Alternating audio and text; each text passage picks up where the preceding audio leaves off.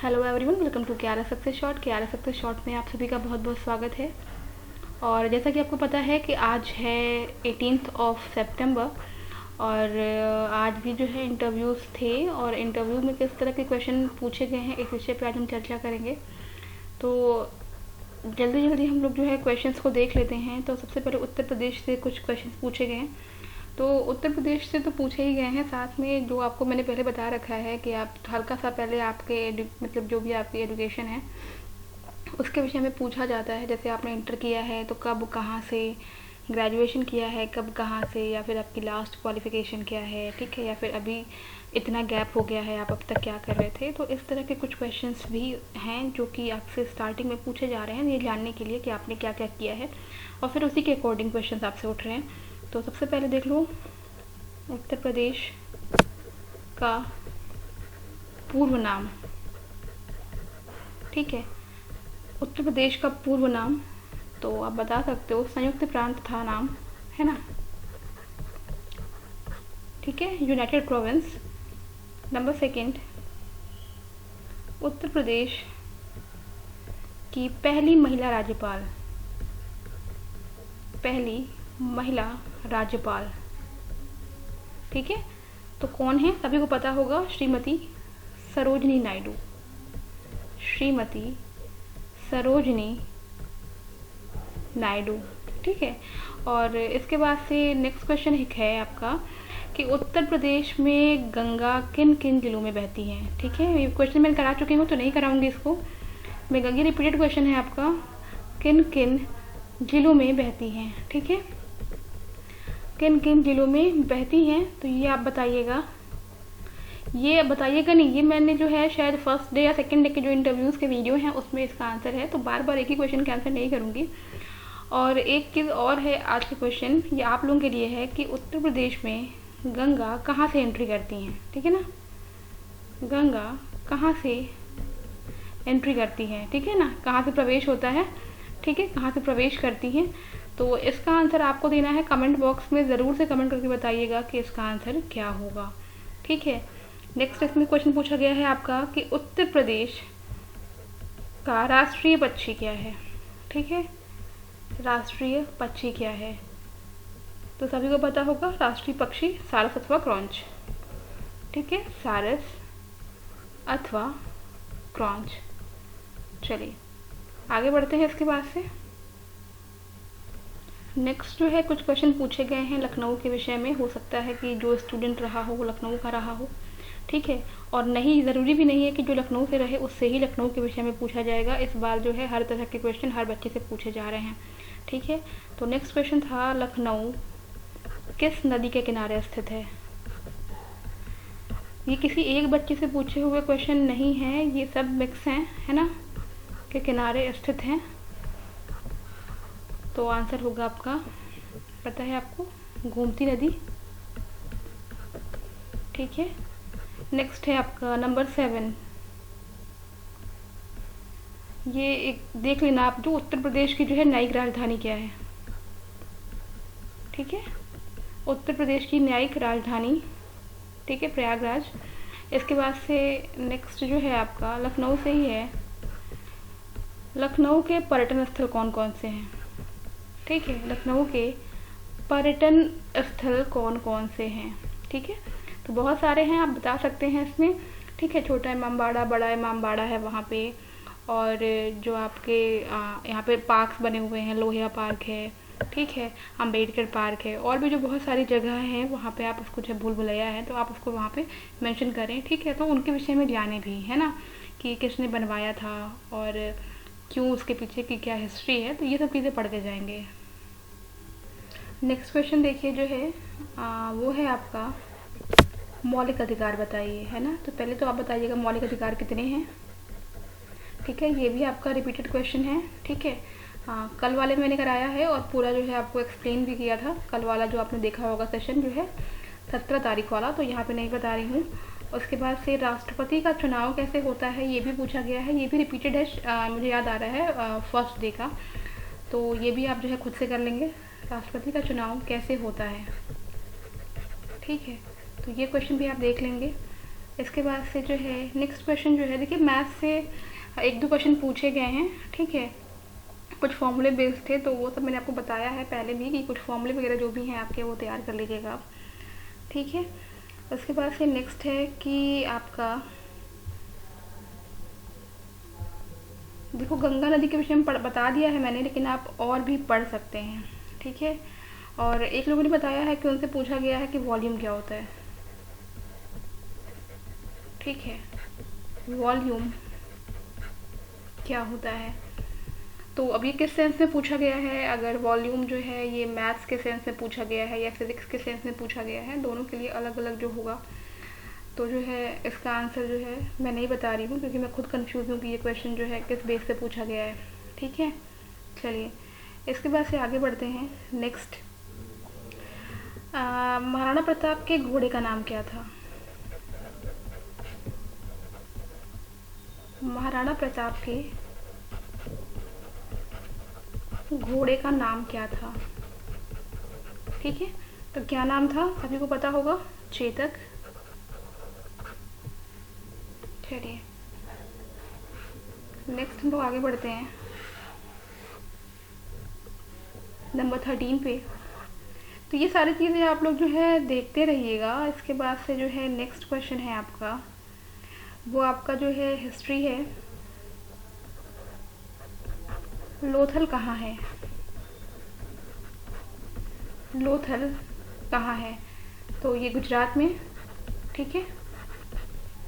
चलिए आगे बढ़ते हैं। इसके बाद से डिपेंड कर रहा है कि देखो अब ये भी नहीं है कि आपसे जो है सिर्फ आपका सब्जेक्ट ही पूछा जाए, कुछ भी पूछा जा सकता है, तो इसके लिए आप तैयार रहिएगा, ठीक है। नेक्स्ट है सल्फ्यूरिक एसिड का फॉर्मूला, ठीक है। सल्फ्यूरिक एसिड, ठीक है, H2SO4। ऐसे ही नाइट्रिक एसिड तो तैयार रखना, HNO3, ठीक है। तो कुछ फॉर्मूले भी जो है आप तैयार रखिएगा, मैंने अब कराया भी है, तो उसको उस चीज़ को याद रखिएगा। नेक्स्ट कुछ क्वेश्चंस और हैं यहाँ पे जो है सिंधु सभ्यता के विषय में, है ना, सिंधु सभ्यता, ठीक है। कब से कब तक, तो ये क्वेश्चन भी पूछा गया है कि सिंधु सभ्यता जो है वो कब से जो है कब तक थी, तो इसका भी जो है आंसर देना था, ठीक है। तो ये है आपका 2250 से लेकर के 1750 BC, ठीक है। चलिए नेक्स्ट हम लोग देख लेते हैं। इसके बाद से नंबर 16 पे, इसके बाद से जो अगला क्वेश्चन हम लोग का है नंबर 16, वो है कि सिंधु सभ्यता पहले कब तक था, फिर उसके बाद से आपका जो है कौन सा युग आया, तो ये भी आप ध्यान रखिएगा। कौन सा मुस्लिम शासक सबसे पहले आक्रमण किया, ठीक है। कौन सा मुस्लिम शासक सबसे पहले आक्रमण किया, ठीक है, सबसे पहले आक्रमण किया, तो इसका भी आपको आंसर करना है। और जो मैंने आपको बताया है कि सिंधु सभ्यता जो है कब से कब तक है और उसके बाद से कौन सा युग आया, तो उसके बाद से है जो है कौन सा आया था, वैदिक काल था, ध्यान रखिएगा। और पहला मुस्लिम शासक जो है वो कौन था जिसने जो है आक्रमण किया, वो थे मोहम्मद बिन कासिम, ठीक है, मोहम्मद बिन Qasim.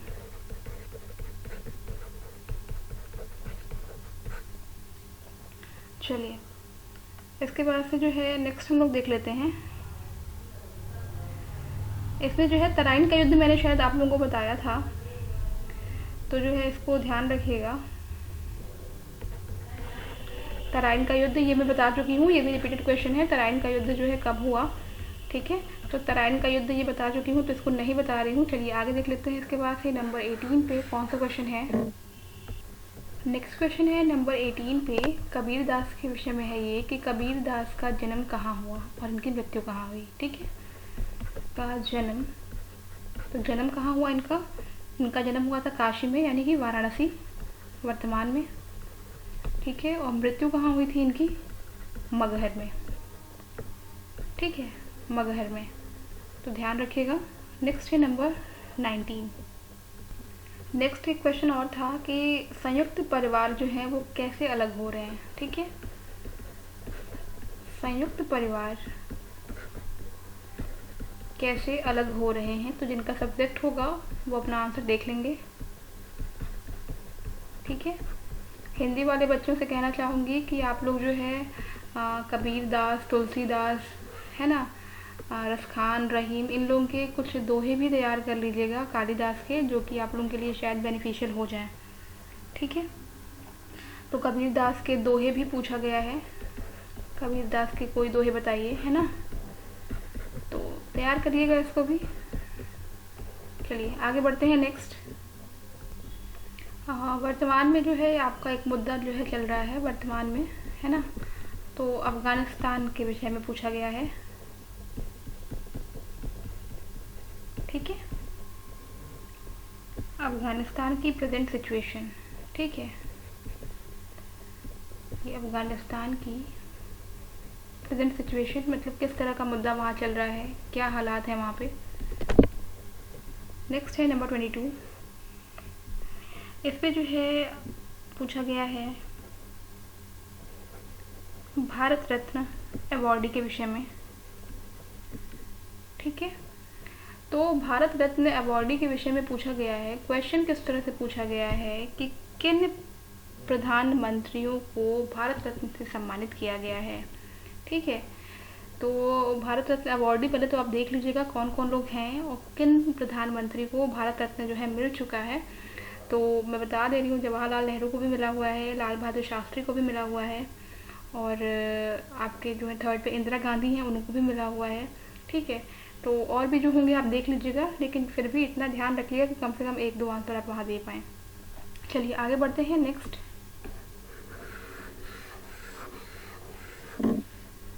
Number 23।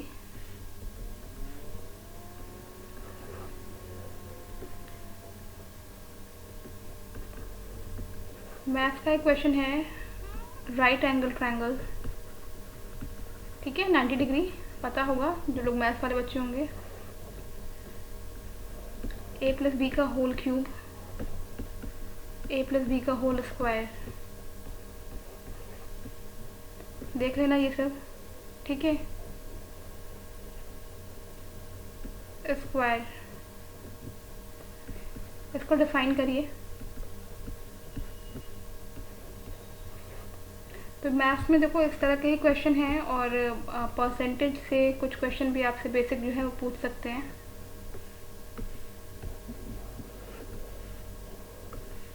Next number 27।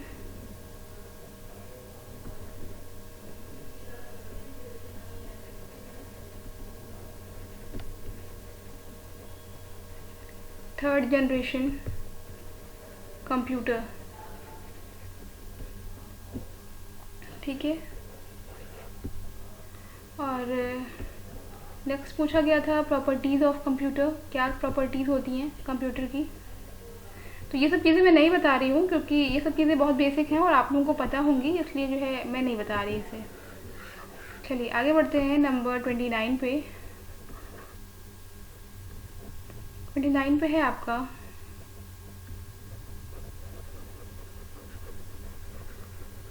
Computer को हिंदी में क्या कहते हैं। मुझे ऐसा लग रहा है कि कंप्यूटर के क्वेश्चन जो है पूछे डेली जा रहे हैं, ठीक है। तो अब ये है कि सबसे नहीं पूछे जा रहे हैं भाई, जिससे पूछे जा रहे हैं, बट ये है कि हाँ पूछे जा रहे हैं, ठीक है। अब किसके पाले में आएगा ये तो नहीं पता है। कंप्यूटर को हिंदी में क्या कहते हैं, ठीक है, संगणक, ध्यान रखिएगा। नेक्स्ट है आपका, नेक्स्ट क्वेश्चन देख लेते हैं क्या है। जड़त्व का नियम, ये क्वेश्चन भी आपका रिपीट हुआ है ना, या तो तीनों पूछ ले रहे हैं या फिर जो है आपका सिर्फ नाम से पूछेंगे जड़त्व का नियम क्या है, बताइए क्रिया प्रतिक्रिया क्या होती है, नियम, है ना, तो उसी अकॉर्डिंग कर लेना।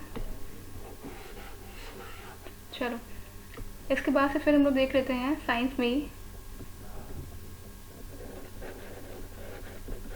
इलेक्ट्रॉन पर कितना आवेश होता है। इलेक्ट्रॉन पर आवेश,